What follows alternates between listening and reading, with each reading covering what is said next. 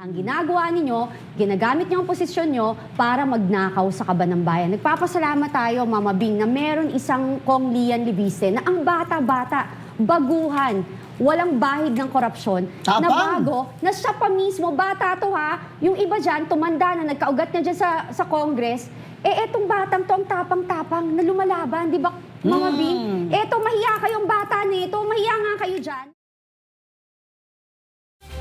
Magandang araw, Pilipinas! Sa dami ng ingay sa politika, sa dami ng mga opinyon sa social media, May isang tanong na gusto nating sagutin. hindi propaganda, Hindi chismis, katotohanan.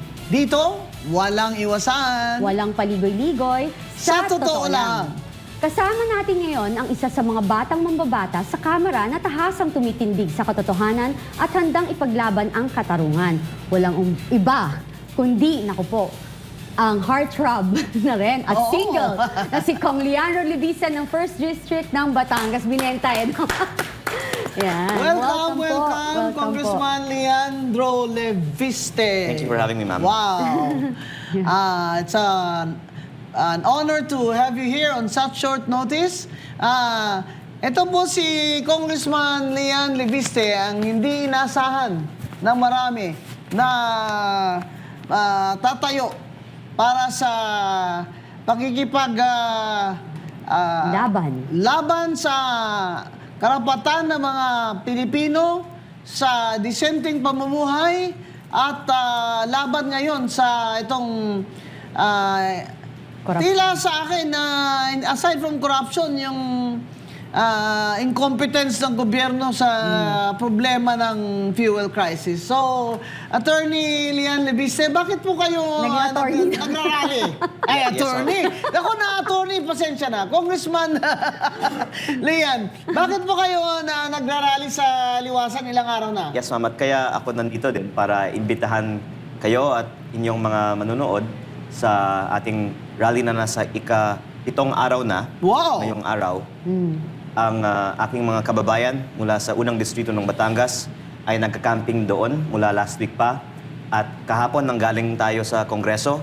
At ang Kongreso po kasi ay may napakarami ng mga hearings. No. Pero hindi pa schedule ang botohan sa mga iilang mga kinakailangang measures kasama na ang pagbaba ng VAT. Halos lahat ng mga kongresista ay sang-ayon sa pagbaba ng VAT. Pero ang inamin sa akin ng Ways and Means Committee, meron mga miyembro ng kabinete na humaharang dahil ayaw nilang mabawasan ang buwis na kinokolekta ng ating gobyerno. Kaya sa tingin problema ko, daw kasi Congressman ni Executive Secretary Ralph Recto ay pag binaba daw ang VAT ay lalong lalaki ang deficit. lalaki ang deficit kung hindi din ibababa ang ayuda. At Yun. paborito talaga ng mga politiko ngayon ang ayuda dahil pwede nilang ibigay sa mga leader nila kaysa gumamit ng sarili nilang pera para sa kampanya, ginagamit na lang nila ang buwis na kinokolekta sa taong bayan para sa kanilang purposes sa politika. Grabe naman to. Etong ayuda na ito, mga kababayan, ito ang solusyon nila sa maghihirap ng mga Pilipino dahil it hits two birds with one stone. Ha? Nagiging napapacify yung galit ninyo, pero sa eleksyon, iniisip nyo, okay itong BBM administration, kaya iboboto ko itong kanyang kandidato sa 2028. Nakakagalit nga, no, Mama Bing, Kong Lian. Kasi mas importante pa sa kanila ang bulsa nila kesa sa bulsa ng masa na naghihirap na. Diba? Napaka-selfish, nakakahiya kayo. Binoto po kayo ng mamamayang Pilipino para protektahan nyo sila at itaguyod nyo ang tama at italaga naman na pagaanin nyo ang kanilang buhay. Pero ang ginagawa ninyo ano? Ang ginagawa ninyo, ginagamit nyo ang posisyon nyo para magnakaw sa kaban ng bayan. Nagpapasalamat tayo, Mama Bing, na meron isang Kong Lian Libiste na ang bata-bata, baguhan, walang bahid ng korupsyon, na bago, na siya pa mismo, bata to ha, yung iba dyan, tumanda na, nagkaugat na dyan sa Congress, etong batang to ang tapang-tapang na lumalaban, di ba, Mama Bing? Eto, mahiya kayong bata nito, mahiya nga kayo dyan, lumayas na nga kayo siya. Magkano ba talaga, Kong Lian, ang mawawala sa gobyerno ni BBM kung matanggal ang excise tax sa gasolina at krudo at ang VAT? ang sinasabi po nila, 210 billion pesos kung for the rest of this 2026, isususpende ang excise tax at ang VAT. Kung ibaba naman din ang VAT para sa lahat ng mga bilihin, yun po ay nasa total ng 250 billion pesos. Oh. At mukhang malaking halaga, pero ang buong budget ay 6.7 trillion. At inamin sa aming huling pagdinig na meron 150 billion in non-essential MOOE Oh. ang gobyerno. Wow. Akala ko, ibig sabihin, tatanggalin yung buong non-essential MOOE. Oh. Ang sinabi nila, babawasan lang ng 20% ang non-essential MOOE. Ang hilig-hilig nyo talaga sa 20% dyan. Yung 100 billion ay 25% din no? Naging Bombay pala 25 yan. billion. Alam nyo, itong gobyernong ito, sa tanda ko ng ito, ngayon lang talaga nangyari, Congressman Libiste, itong ayuda style. Palagay mo, ano talagang behind this strategy? Actually, ma'am, ang ayuda ay lumaki nga lang talaga ngayong administrasyon dahil siguro naiisip nila na ito ay way to win the hearts of the Filipino people. But I don't think it's really reflected in the approval ratings. So it's actually quite depressing that we have economic policy that is intended to serve political ends and yet it is not even successfully achieved. Oh. But I would like to add, ma'am, it's not only sa ayuda. Marami pang ibang mga benepisyo ang mga opisyal ng gobyerno na pwede nating tanggalin ngayong panahon ng krisis. Kasama po dyan sa non-essential MOOE, ang mga traveling expenses, representation expenses, ang mga seminars.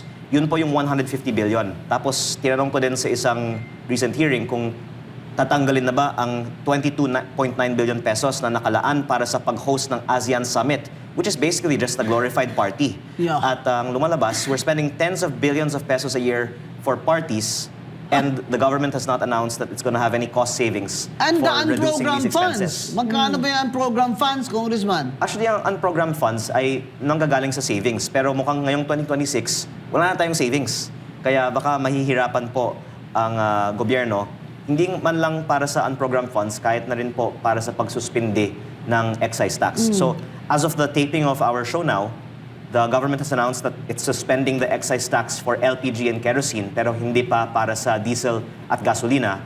At that's quite surprising para sa amin sa Kongreso kasi ang tagal nang naghihiring tungkol sa suspension ng excise tax, yung pala, yung kerosene at LPG lang ang isuspende.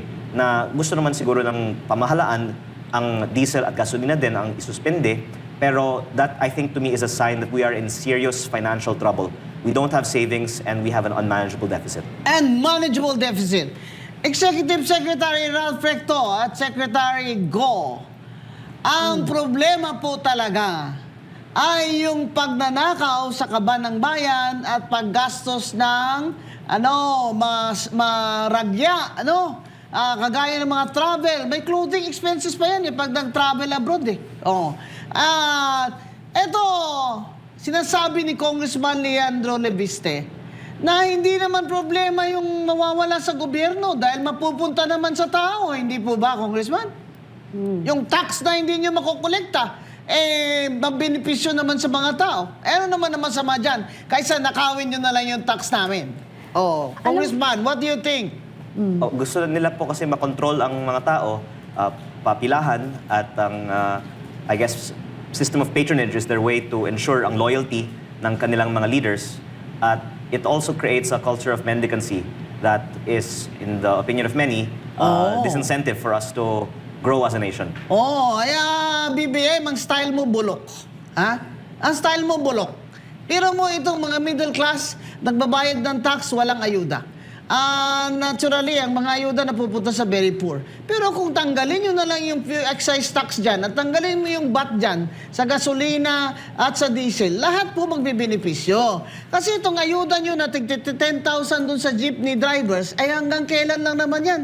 At yung mga fisher folk doon sa amin at sa mga Visayas, fisher folk, kahit sa nabutas, wala namang ayuda. Pero kung tanggalin nyo na excise tax at ang VAT, lahat po tayo makikinabang dahil bababa po ang presyo din ng mga bilihin. At saka Mama Bing, kasi ako, I was researching last night. Kasi there are certain funds na pwede nating gamitin And sana ma-audit din natin to, mga kababayan. Kasi I was reading, nakita ko na dapat sa ganitong problema natin meron tayong oil crisis response fund dapat, meron tayong emergency fuel fund. Yung oil crisis natin daw, nasa DBM yan, na meron tayong 238 billion. So they were saying na higit na kalahati na nito ay nailabas na para sa fuel subsidiaries. Pero bakit hindi natin maramdaman?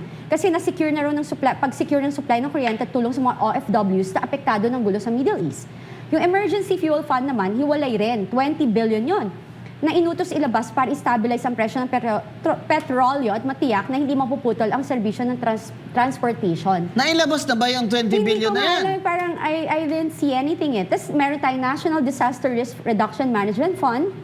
So, Quick Response Fund. Diba? Dami Ang palang daming fund eh. Contingency Fund at unprogrammed. Oh, ang dami Appropriation. palang fund dyan na... So, i-research po natin to. Sa aking pagkakaalam, yung 230 billion na yan ay ang available funds for the whole year. At baka the government is being cautious in How to releasing it spend it. because they know very well that this is going to last a long time. Yes. And of course, they would want to make sure that they can keep the house in Sustain. order for a long Oh. time. So parang it's also a admission that the worst is yet to come. Yes, it doesn't look like this war is going to stop because Iran is saying, sige, kahit man to man sa ground na away, lalaban kami sa inyo. At ngayon, ang ibang mga bansa ay ng kanilang foreign policy at yung policy nila sa viewer, kagaya ng Spain. Pag comment lang ng Prime Minister ng Espanya, tungkol sa Israel, nagalit na si Trump. Ayaw niya nang bentahan ng kung ano-ano ang Espanya. Kaya Espanya ay dudulog naman ngayon sa China. So para si BBM naman gustong bumili din sa China ng fuel. Hindi ko lang alam kung ikaw ba ay pagbebentahan dyan. Kasi dati mo na silang inokray-okray. Ngayon, BBM, maganda naman balita at ang ating palang presidente ay healthy naman. Mag-exercise tayo tuwing umaga. Healthy pala eh. Kayo talaga mga fake news kayo. Okay, fake news. You should be glad that tinan mo. Side po, jumping jacks Ang galing At least buhay pala at maganda ang kalagayan ng ating presidente. O sige sir, magtrabaho ka na 24/7 at solbahin mo na itong fuel crisis sa mga tao. Gusto bumaba ka na sa pwesto dahil 44 months na ba, Congressman? 4 months na. Wala ka pa rin dyan kung sa Ilonggo pa kag sa Espanyol. Mejora. Wala ka mejora. Nothing good is coming out of this. So it's good that you are in good health. Now, get to work. Mama Bing, tsaka Kong Libisi, alam niyo ba yung Republic Act 7581 or yung Price Act na tinatawag natin? Ito yung may kapangyarihan ng ating Pangulo na magkaroon ng price ceiling. Na masabi niya na hanggang dito lang kayo at kausapin Ginamit niya. niya ni GMA. Exactly. So dito ako nagtataka, bakit hindi niya to gamitin now? Na pwede niya sabihin, may crisis tayo ngayon sa gasolina. Ceiling sa 50. Oo. Pwede ba natin, eto na, nagdedemand ako to all private sector companies na hanggang dito lang ang inyong presyo. Kasi kung may malasakit po talaga ang ating gobyerno, eto na po ang pinakamadaling batas sa kanyang pwedeng gawin na siya po mismo maggagawa nito. Di ba, Mama Bing? Ang problema talaga, Congressman, ito, lagi nga iniisip yung deficit, pero utang naman siya ng utang. Di ba? Yung ADB niya na utang. I don't think there's any easy solution. For example, if the government wants to subsidize the price of gasoline, then there will be shortages or there will be a deficit. Yeah. The only real way to solve it is if they just start saving money. But there has yet to be any master plan from the government on how we will impose austerity measures. And maganda sana kung lead by example, di ba? Uy, oo. Pero, Nako, Yeah. magbisikleta ka na lang, BBM. Pwede naman, exercise pa yan. Kahit yung mga foreign travel, hindi kinat nung Oo. unang linggo pa lang ng crisis na ito. Tapos yung ASEAN Summit, hindi pa naman po sila Tsaka ikat yung kung magkano MOE nyo. Ano masasave. yung suggestion mo? Ikat nila yung MOE nila. 150 billion nga yung non-essential nilang MOE sa kanilang own definition.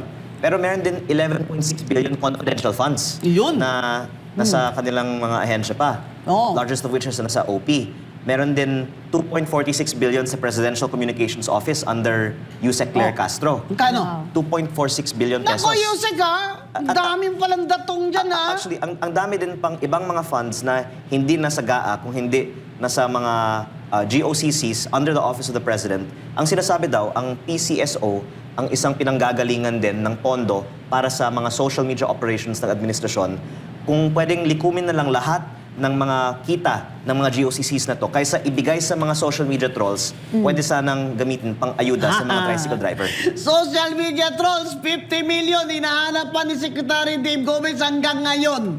Eh, ba't di mo mahanap? Isang taong ka na naghahanap dyan. Ano ba talaga, Dave? Hindi. Sa totoo lang, ayaw mo naman mahanap eh. Kasi mga bata-bata mo rin yung mga kumuha dyan. Oh, palagay mo. Balikan natin, Mama Bing, yung sinabi ni Kong Lian na yung Asian Summit, we don't need it now. Oh, we don't need it now. We gusto need to naman prioritize the magpapapel welfare of the people. ni BBM, di ba? Pero talagang pwede naman yan kansilahin because of the crisis. Ang ayaw talaga dito kay BBM, walang political will eh. Puro ka exercise, wala kang political will. Ha? Eh, tatay mo nag-martial law, sumobra ang political will. Ikaw naman, napakakunat mo sa political will. Alam mo, tinatanggap ni Attorney Vice Mayor Respicio ang hamon mo, BBM, na mag-wage kayo dyan sa Malacanang. Ako, ang hamon ko, Walkathon, BBM, 5 kilometers, pero sa Luneta, ayoko ng aircon. Kaya dyan sa gym mo, aircon ka eh. Kahit masakit na yung tuhod mo, lalaban kahit ako ka. may arthritis, partida ka pa. May arthritis pang Mama Bing. Hinahamon kayo ni Atty. Respicio na mag-contest Exercise. kayo dyan sa inyong gym. Kaya BBM, yan talaga ang problema sa gobyernong ito. Ang tagal ko nang gustong mag-succeed si BBM, wala talaga kasi wala siyang political will. Ang sinasabi ko nga, Kong Lian, tsaka Mama Bing, ang sinasabi ko po palagi, hindi ho tayo nagiging critical sa gobyerno dahil gusto nila natin silang magkamali. or Paalisin. anything. Oo. We just want them to serve the people properly na naaayon sa karapatan natin bilang mamamayang Pilipino. We deserve it kasi we're paying our taxes, binoto natin sila, nagtiwala tayo sa kanila. So dapat talaga na ibigay nila yung nararapat. And among all countries, look at Malaysia, Singapore, Thailand, and all other countries beside us. Ang lahat tayo, we have everything. We have, meron tayong minerals, meron tayong Nickel. Yamang Nickel. dagat, Number right? 2 sa Tama ba nickel. yun? Oo. Sa Tagalog, yamang dagat. Then we also have like flatlands na mga pwede tayong magtanim.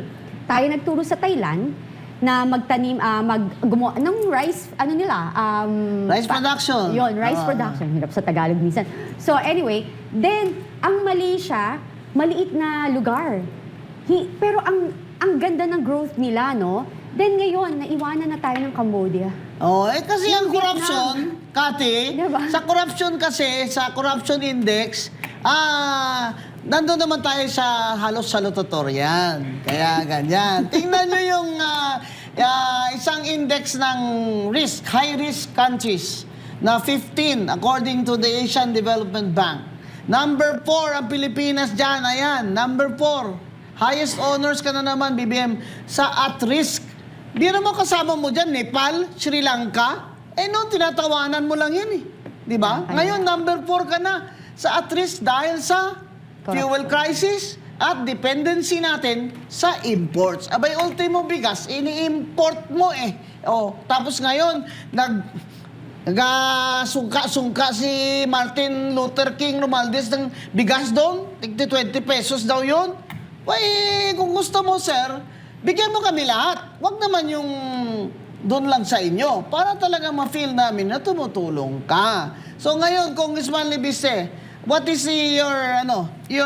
kung ikaw ay doktor, ano po ang inyong diagnosis dito sa economic health ng ating bansa? Baka nasa stage 4 na tayo. Aray ko, cancer na naman. Kaya mga fake news peddler kayo. Walang cancer si BBM na stage 4. Walang cancer. Ayan, nag-exercise. Ang mahirap po kasi, ma'am, abot Pero, ng 19 trillion pesos na ang ating utang by the middle of this year. At imbes na nagkaroon tayo ng magandang infrastruktura o magandang education system, ginamit natin sa flood control. At ngayon, hindi na tayo makakautang Nakinikbak. pa Nakinikbak. sa mga magagandang mga proyekto. Our demographics are no longer as good as they used to be either. At ang ating competitive advantage sa English speaking ay nawawala na rin dahil sa technology. Functional illiteracy, Opo. 80%. Nakakalungkot na we had a window of opportunity in the last few years pero sinayang na. At kahit sino ang susunod na magle-lead sa ating bansa will have to grapple with the huge debt I that has know. already been accumulated. I know. Ang I think biggest loss din sa ating bansa ang pagbagsak ng foreign investment. And speaking of travel, dapat siguro may maningil sa ano ang naging resulta ng lahat ng mga foreign travels na ang layunin ay manghikayat ng mga investor dahil ang investment ay nasa all-time low na sa Pilipinas. Kaya ang naiisip kong... Bagsak by 40.5%. Opo. Halos kalahati. Pinakamalaking problema na kakaharap natin is wala lang nag-invest sa atin. There will be mass unemployment in the next few months combined with high inflation and the Philippines is back to being the sick man of Asia. Oh my Lord! Tapos, may mga kapital naman ng mga Pilipino, karamihan Filipino-Chinese, ay ayaw na po magnegosyo dito o magtayo ng pabrika. Ang alam ko, may isa akong kilala dyan sa Bulacan. Yung pabrika niya, nandun sa China Ang iba, nasa Vietnam. Kaya doon po sila nagpabibigay ng trabaho, hindi dito. Yan ang problema sa corruption mga kababayan. Huwag niyo sabihin hindi issue ang corruption sa 2028. Ang pinakamalaking issue sa 2028 ay corruption at inflation. Yan, yung taas ng bilihin ngayon. Magkano na ba ngayon, Ma'am Cathy Binag, ang manok? Based sa nakita ko, no, parang 300 plus. Am I 340. right? No, 340, ganyan. Yes, kasi 340, namamalay. wala na. Huwag na kayong kumain ng manok. Isaw na lang. kumain ako sa Bacolod ng inasal. Oh, Isang I love piraso na lang kasi ang lumit ng lumit yung paa Palit ng palit Pero alam mo, kung Lia, no, nakakalungkot. Kasi when you try to calculate and you divide yung sinasabi nating utang natin na trilyon, at this moment, yung kapapanganak pa lang na sanggol, meron na ang 152,500 pesos na utang. Hindi pa siya kakapanganak lang po nun May utang na. Each of us, based on our sa population natin. Kaya, Ang sama, diba? ang plano talaga ni BBM dito ay utang lang ng utang. Problema na yan ang sunod na presidente. Kaming gulang mo talaga, BBM. What do you think? If I may bring up one more big solution to plug our fiscal hole. Last year po, ang pinaka-corrupt na ahensya ng ating gobyerno, ang DPWH. Yes. Pero may magandang balita po, ma'am. Number 2 na lang siya ngayon. Dahil walang budget na nirelease kahit saan sa buong bansa ngayong taon sa DPWH, na-solve na ni Secretary Vince Dizon ang korupsyon sa DPWH kasi walang project. Ay, bongga! Dahil wala kang project, wala ring trabaho. Pero Ba? ang bagong pinaka-corrupt na agency sa Bureau of Pilipinas, Customs. Bureau of Customs. Yo! Tama po ang guest ni Nadali Talaga Ma'am naman, Drew. Valedictorian talaga, Bjorn. Kung matagal na kitang pinupunta riyan dyan, Kaya- Alam ko kaya kung sino ka, Kung Ang gusto- problema ko, ang padrina mo sa Malacanang napakalakas. Pag nag-political will si BBM, nabablock Ang Tanggalin collection na. po ng Bureau of Customs baka abot ng 1 trillion per year. Pero ang sinasabi po, baka 1/3 ng potential revenues ay ine-evade. Kaya kung gusto natin bumuo ng bagong revenues, may karagdagang 500 billion pesos a year na pwedeng kolektahin galing sa mga smugglers Oh my kung goodness. ang gobyerno ay seryoso sa 500 pagsugpo billion? ng corruption sa BOC. Oh, gosh. At including sugar. Kaya ang tanong, ma'am, Smuggling of sugar. sa tingin nyo ba, magkakaroon ng 500 billion pesos smuggling per year kung walang mga pumoprotekta sa mga smuggler? Ay, sigurado. Nasa Malacanang nagpoprotekta kasi masyadong mataas ang kapit dyan ng mga Bureau of Customs na padrino. At inamin din sa congressional hearing, ang isa sa mga pinakamalaking sinasmuggle ay oil.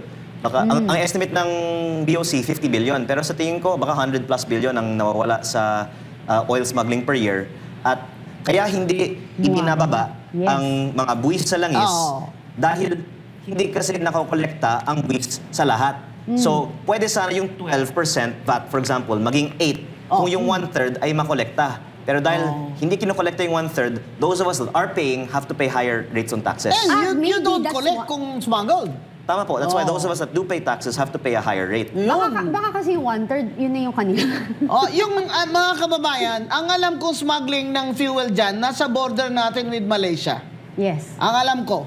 Ayun, kung talagang itong Coast Guard na ito at si Tariela ay masyadong Manghuli gustong sa dagat? pumapel, ay doon nga sir, sa ating mga border sa Malaysia. Matagal na yan. Alam ko yan, dyan sa Nabutas, ang dami kayang mga fishing operators dyan na bumibili noon ng smuggled fuel. Alam ko po yan kasi ang Cadiz, yung bayan ko, fishing center ng Negros Occidental. So, Totoo marami yan. tayong alam dyan. Totoo yan, Mama Bing. Oh, so 500 billion yung hindi nakukolekta. And Congressman Lebise, there is a United States State Department comment or report on corruption in the Bureau of Customs after they sent to BBM the report on the corruption in the DPWH. There's really a State Department report. Okay, tamo, nobody is contesting me. Nobody is refuting me.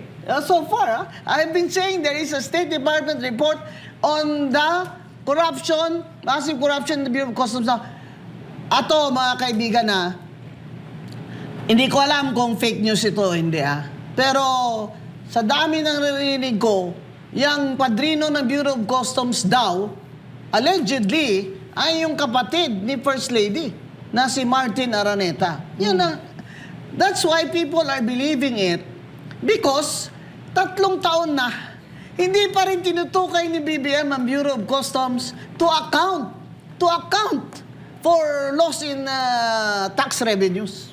Tsaka kombing siya, Kong Lian, no? Ang Germany, nag-call sila ng emergency na i-reduce nila yung energy tax for fuel.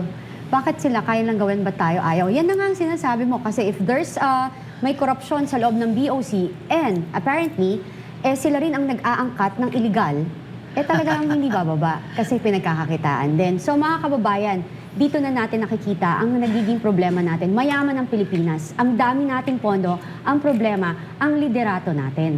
Hindi ho sila tapat sa pagsisilbi sa atin. Bagkus, tapat sila kung ano lang yung makukuha nila at mailalagay nila sa bulsa nila. Wala hong malasakit sa bulsa ng masa. Congressman Lebiste, do you have other analysis that you can share with us? Well, I'm a bit frustrated actually. Ang dami ng hearings sa Congress. Ang linaw po ng mga solusyon pero hindi lang umaaksyon. Ang aking suspicion actually, ang mga hearings na ito ay para lang sagutin yung mga nagsasabi na puro impeachment na lang kayo, hindi nyo tinutugunan yung crisis. At least masasabi ng Kongreso, may hearing kami, pero wala naman aksyon. I attended your, ako doon nagmarites ako doon sa Ways and Means Committee ni Congressman Kimbo paulit-ulit naman yung mga sinasabi Tama doon. po, hindi naman ginagawa. Wala naman ginagawa. Tapos yung mga PowerPoint doon, tama si Senator Lauren Ligarda. Ito mga PowerPoint yun, makukuha lang namin yan sa internet. Pwede na namin makuha yan. Tapos ito kayo, parang wala kayong urgency. Hindi, tsaka simple mathematics, Mama Bing, no? Bakit kasi, ang tanong ko palagi, yung sa natin, Brent crude oil, bumaba na ng 15% po. Kapag napansin nyo, eto talaga, napaka-selective talaga. Kasi, mapapansin nyo, kunwari, tonight or ngayong araw, tumaas sa merkado or sa market ang presyo ng Brent crude oil. Bukas, ang taas na ng presyo ng gas natin. Pero pag bumaba, hirap na hirap silang ibaba ang presyo. Eto ang tanong ko, bakit ho, tinaas nyo agad ang presyo ng crudo natin na meron pa naman kayong stock? Bakit ho ninyo tinake advantage ang sitwasyon na dapat ho, pinapagaan nyo ang sitwasyon ng mamamayang Pilipino? Ngayon, nainis ako noon. You were there, we were there. Kaya iling ako ng ilang when that person na government official is talking and answering na tinanong kasi ni Kong Paulo Marcoleta na, Sir, bakit po bumaba na ang presyo ng Brent crude oil ng 15%? Bakit hindi pa tayo bumababa? Kasi ang sagot niya is hindi po tayo direktang affected. That's a lie. Kasi para lang sa kaalaman ng nakakararami, ang Brent crude oil po, ayan po ang tinatawag nating gold standard ng basehan natin, ng buong mundo na basehan ng presyo ng krudo. So kapag yan bumaba, lahat yan, ang tawag dito, lahat yan maapektuhan. Pag tumaas yan, lahat tayo affected. Pero ang hirap mag-stop ng presyo. Ayaw ni BBM Gusto nilang tumataas. No. Ayaw nilang bumababa. Ito isa pang panukala dyan na sabi daw, panukala ni... on that note, may nagsabi sa opisyal ng gobyerno na pag kinontrol mo naman daw yung presyo, ay maapektahan daw, Congressman Lebiste, ang supply. Baka daw underground, wala na daw ilalabas na supply yung mga gasolinahan. Tactical na yan. Riot na yan. Technical yan. Pag Technical ganyan na yan, riot Oo. na yan. Technical Palagay mo, na yan. it can happen? Kung ibaba ang presyo, the difference has to come from somewhere. Kung galing man sa subsidies sa gobyerno o babawasan na lang ng mga suppliers ang kita. Pero bakit naman sila papayag na bawasan nila ang kita nila kung ang gobyerno naman ang kumikita ka pa? Negosyo yan eh. Bakit naman nila hindi lalabas ang supply nila kung meron naman sila? Pero ang dapat ng gobyerno, in fairness naman sa mga fuel sellers di tax rebate nyo sila. Ano, Congressman? Kung may mga taxes due sila, di tax rebate sila ng gobyerno. That's another form of subsidy. It still just comes back to the end of the day at the bottom line, which is yung Mamamayan. pera na mawawala sa gobyerno by lowering the taxes. And that's why it has to be hard the solution to cut spending. But the government doesn't want to confront Cut the spending! hard solutions. Sinasabi ni Congressman Lebiste, kaya naman talaga kung kayo dyan sa gobyerno ang maghigpit ng mga sinturon nyo. Huwag kami. Huwag kami. Paigpitin nyo na sinturon nyo. Ito pa isa, sabi ni Congressman Eli Fernando doon sa hearing. Abay, magkano po mga sweldo ninyo? ASEC, USEC, Secretary. Abay, tataas po ng sweldo ninyo.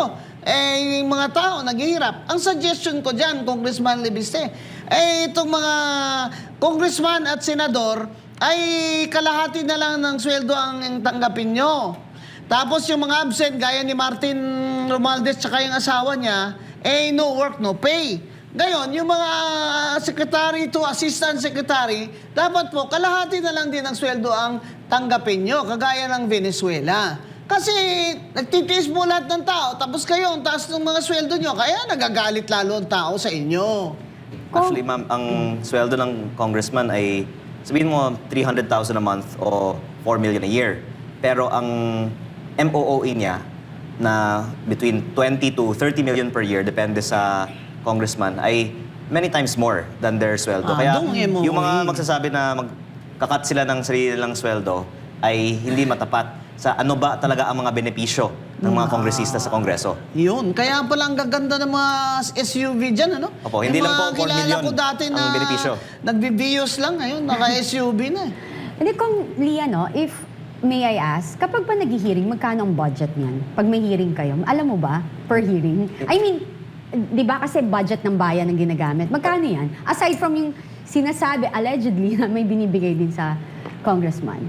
Ang alam kong bigayan ay may monthly, tapos tuwing break meron. Pero kung anong extra binibigay sa mga nasa special na mga hearings, hindi po ako kasi nakaka-attend sa mga special hearings na yan eh. Wala kang special funds. Kasi magtatanong ako sa inyo, kasi nakakapagtaka na ang dami lang oras, bigyan ng oras ang impeachment ni BP Sara, okay? Pero wala silang oras na pag-usapan yung mga kasamahan nila sa Kongreso na na-involve din sa nakawan sa flood control projects. Oo. Napaka-selective. Ano Actually, pong mako-comment nyo doon? Actually, direct answer there is, ang sinasabi nila noon, hindi gagawa ng pagdinig ang Kongreso dahil meron ng ICI. Pero ngayon na tapos na ang ICI, wala nang dahilan na hindi simulan muli ng Kongreso ang pagdinig. Tama. That's to quote the good congressman of Bicol Cerro Party List, Terry Redon. Sinasabi niya, My former student! gagawa sila ng pagdinig muli sa kanyang komite Alam pag wala mo, ng ICI. Maling-mali yung reason eh. Kasi executive yung ICI eh. Ang Congress legislation yan, in aid of legislation, you're looking at the budget. Pero- minsan tong estudyante ko ay... okay lang naman kasi tapos na yun. 5 ka dyan, At least 5 ha? na pwede natin... For that recitation, I give rin you a 5. kay Congressman Redon ang resumption ng mga pagdinig sa flood control sa Kongreso. Yes, Oh, inahamon. Congressman Terry Redon, by my special request, sige, dinig mo na ang mga corruption dyan sa DPWH, okay? Ngayon, pag di ka nanonood sa akin ngayon, iti-text na lang kita mamayang Ma'am, gabi. as we speak kasi nasa impeachment Paniwalaan hearing siya natin ngayon. si Terry Redon, ha? Sa impeachment Ongoing sila. kasi yung impeachment hearing ngayon kaya hindi siya nanonood. Okay. Impeachment, Congressman Lebiste. Ano pong ang mga reaction nyo sa impeachment na ito against VP Sara? Actually, ang masashare ko sa inyo, secret lang, is yung impeachment na yan, aksaya lang ng panahon kasi walang pag-asa sa Senado. Correct. 16 votes ang kailangan, mga kababayan. Ayon sa konstitusyon, sa pagtanggal ng impeachable officer, 16 senators. Sa ngayon, 15 lang sila at sinabi sa akin ni Senator J.B. Ejercito na hindi siya sangayon dyan sa impeachment. So, 14 na lang ang number nila. 14 is number 14. So, kahit pa hindi pumasok si Bato, kahit na hindi pumasok si Senator Robin, at kahit whatever happens to the opposition senators that they don't vote, the majority to convict the Vice President, they need 16 votes, which they do not have. So why are they doing this in the House of Representatives? Baka wala sila kasing ibang option ngayon. Kasi kailangan nilang protektahin ang kanilang future kasi pag ang kalaban nila ang Nanalo. uupo sa 2028, in your own words, ma'am, maraming mananagot. Yan ako. Gusto ko si VP Sara dahil may mananagot sa inyo, ha? Pero ito naman, uulitin ko. Kayo mga congressman dyan, mamili kayo. 2 taon pa ni BBM o 6 na taon ni VP Sara? Who is obviously the woman to beat. Mama Bing, narinig ko rin narinig ko lang from a very reliable source. I was talking to somebody yesterday, early morning, like 7. Sinabi niya wala na talagang boto rin sa Congress. Kasi napapagod na rin sila at saka because of what's happening now in our country. And obviously, kaya nga ako, ang analyze ko dyan, at ito'y aking opinion lamang, na kaya ang PCO gumagawa na namang ganyang aksyon kasi even ang social media hindi na nila makontrol. So, you have so much budget, you have ang dami mong pera, pero hindi mo makontrol na sinasabi mo maraming gumagawa ng fake news. At ang hindi pa makontrol, Congressman Leviste, is the runaway inflation. Yes. It's a runaway. That's why I said this fuel crisis and inflation is the nail on the coffin of BBM in 2028. Mga kababayan, abangan natin itong impeachment dahil importante po ito sa future ng mga Pilipino, hindi lamang sa eleksyon, kundi sa susunod na mga generations dahil sinabi nga ni Congressman Leviste, ang utang natin ngayon ay 19 trillion.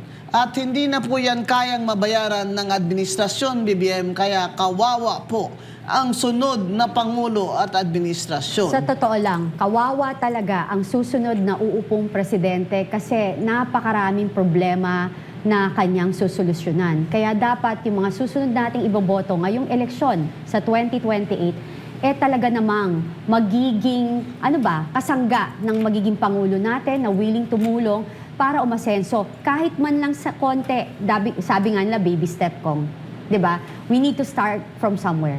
Congressman Kung hindi, Leviste, wala. any parting words? Parting words, I am here to invite all of you to join our daily activities sa Liwasang Bonifacio at Rally. minsan sa harap ng Kongreso dahil marami po tayong mga kababayan na sa social media nananawagan na ibaba ang presyo ng langis at ng VAT, pero at least we want to have a in-person representation of the voice of the whole Philippines, which is to call for more decisive action from our government to lower gas prices. Tama. Thank you, Congressman Leviste. Sa totoo lang, dito ang usaping walang kinatatakutan. Walang paligoy-ligoy. Sa totoo lang.